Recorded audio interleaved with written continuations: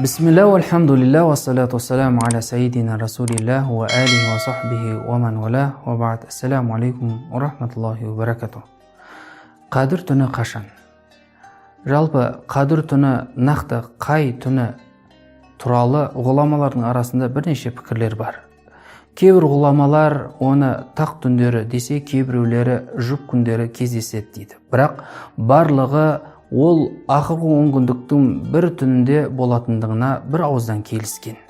Дегенмен Qadr түні соңғы онкүндіктің тақ түндері және 27-ші түндері кездесетіндігі туралы бірнеше хабарлар жеткен. Ол туралы Айша радиаллаху анха былай дейді: пайғамбарымыз саллаллаху алейхи вассалам Qadr түнін ақырғы онкүндіктің тақ түндері іздеңдер деген. Сондай-ақ тағы бір хадисінде Qadr түні Рамазан айының 21-ші, 23-ші, 25-ші, 27-ші және соңғы түндеріне сай келеді деген хабарлар жеткен.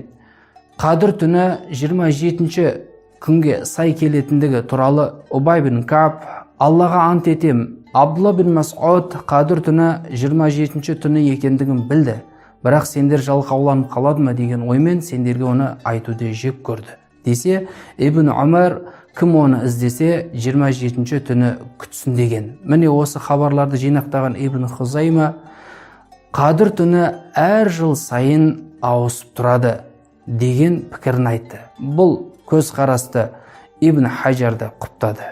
Ендеше Рамазанның соңғы 10 күніне қатты мән беріп, әсіресе осы тақ түндеріне ерекше назар аударайық, бұл түндерді құлшылықпен өткізейік. Саллаллаху тағала аля хайр халқихи Мухаммадин ва аля алихи ва асхабихи ажмаин. Ассаламу алейкум ва рахматуллахи ва баракатух.